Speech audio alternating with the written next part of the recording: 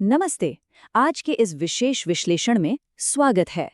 एक बेहतरीन और लंबी जिंदगी जीने की 11 ऐसी आदतों को आज हम गहराई से समझेंगे जो सच में काम करती हैं। देखिए, अच्छी हेल्थ और जीवन की गुणवत्ता कोई ऐसी चीज नहीं है जो रातों रात मिल जाए, है ना। इसका कोई शॉर्टकट नहीं है। इसके लिए विज्ञान पर आधारित सही आदतों को जीवन का हिस्सा बनाना पड़ता है। तो चलिए, एक स्वस्थ और लंबी जिंदगी के इस ब्लूप्रिंट पर एक नजर डालते हैं। तो चलिए इसमें उतरते हैं। आज की इन 11 बहुत ही जरूरी आदतों को हमने 4 मुख्य हिस्सों में बांटा है। पहला, शरीर को सही पोषण देना। दूसरा, जरूरी मूवमेंट और आराम। तीसरा, रोजमर्रा की लाइफस्टाइल के चुनाव। और चौथा, मानसिक और भावनात्मक स्वास्थ्य। पहले हिस्से यानी फ्यूलिंग द फिजिकल बॉडी से शुरू करते हैं। सीधी सी बात है, जो भी खाना या पानी शरीर ग्रहण करता है उसका सीधा असर हमारी ओवरऑल हेल्थ पर पड़ता है। अब सवाल है कि एक बैलेंस डाइट आखिर दिखती कैसी है, जहां ताजे फल, हरी सब्जियां, स्प्राउट्स और साबुत अनाज को डाइट में अच्छे से शामिल करना है, वहीं कुछ चीज़ों पर लिमिट लगाना बहुत ही लाजमी है। खास तौर पर नमक, दिन भर में 5 ग्राम से कम सोडियम और चीनी 30 ग्राम से कम होनी ही चाहिए। सच बताऊं तो सिर्फ इन 2 सख्त लिमिट्स को सेट करके ही हार्ट डिजीज और डायबिटीज जैसी गंभीर बीमारियों को काफी हद तक दूर रखा जा सकता है। अब यहाँ पर जो सबसे दिलचस्प बात है वो ये कि पाचन का एक ऐसा हिस्सा है जिसे हम अक्सर बिल्कुल भूल जाते हैं, खाना चबाने का तरीका। माइंडफुल ईटिंग कोई फैंसी शब्द नहीं, बल्कि एक बड़ी ज़रूरत है। अगर हर निवाले को 20 से 30 बार चबाया जाए तो ये पेट के काम को दांतों से ही आउटसोर्स करने जैसा है। इससे खाना बॉडी में आसानी से पचता है और पाचन तंत्र एकदम फिट रहता है। सुबह का नाश्ता आखिर इतना ज़रूरी क्यों है? इसके पीछे प्रॉपर साइंस है। रिसर्च बताती है कि दिन की शुरुआत अगर हाई फाइबर और लो फैट वाले नाश्ते से की जाए तो मेटाबॉलिज्म तुरंत किक स्टार्ट हो जाता है। ये बॉडी की बैटरी को फुल चार्ज कर देता है, जिससे दिन भर जो वो बेकार के स्नैक्स खाने की क्रेविंग्स होती है ना, उस पे पूरी तरह से ब्रेक लग जाता है। पोषण के अलावा सही मात्रा में पानी पीना भी उतना ही जरूरी है। 2 से 3, और हाँ, ये मात्रा लीटर में है, यानी करीब 8 से 12 कप पानी रोजाना। ये वो मिनिमम अमाउंट है जो हर दिन चाहिए ही चाहिए, ताकि शरीर का एक एक सेल, टिश्यू और ऑर्गन अपने बेस्ट लेवल पर काम कर सके।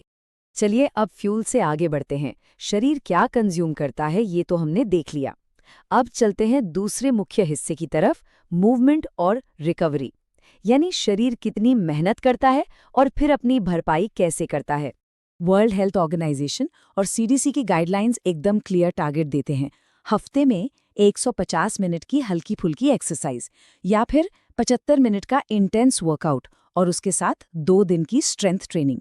सुनने में शायद ज्यादा लगे, लेकिन इसे थोड़ा तोड़ कर देखते हैं। हफ्ते में 5 दिन सिर्फ 30 मिनट निकालने से ही हड्डियां और मांसपेशियां मजबूत और सुरक्षित रह सकती हैं। कोई बड़ी बात नहीं है ना? और जब मेहनत होती है तो आराम भी बराबर का चाहिए, 7 से 8 घंटे। ये किसी स्मार्टफोन को रीस्टार्ट करके सिस्टम रीबूट करने जैसा है। हर रात इतनी नींद नर्वस सिस्टम को रिकवर करने और बॉडी के तमाम नॉर्मल फंक्शंस को वापस ट्रैक पर लाने के लिए बिल्कुल नॉन निगोशिएबल है। आराम और बीमारी के बीच का कनेक्शन काफी डरावना है, सच कहूं तो। नींद की लगातार कमी न सिर्फ फिजिकल बल्कि मेंटल हेल्थ को भी पूरी तरह तबाह कर सकती है। एक तरफ जहां ये मोटापा, डायबिटीज और कमजोर इम्यूनिटी का कारण बनती है, वहीं दूसरी तरफ ये डिप्रेशन, एंजाइटी और सोचने समझने की क्षमता को बुरी तरह डैमेज करती है। अच्छी नींद से समझौता करना बिल्कुल ठीक नहीं। अब आते हैं तीसरे मुख्य हिस्से पर।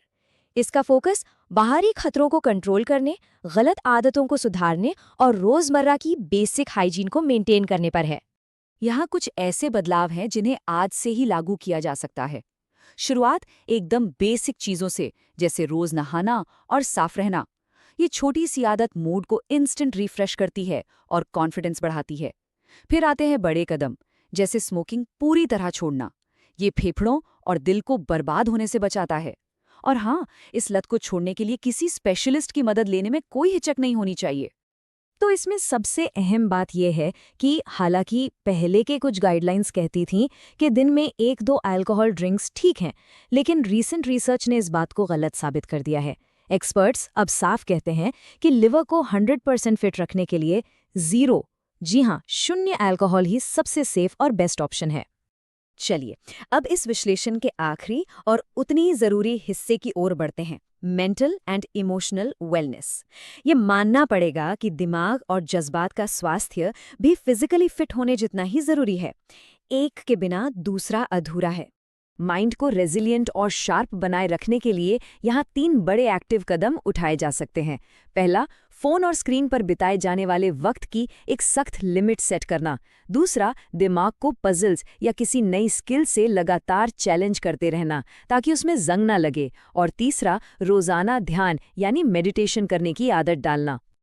और ये बात कितनी खूबसूरती से साफ होती है कि मेडिटेशन सिर्फ शांति से बैठने का नाम नहीं है।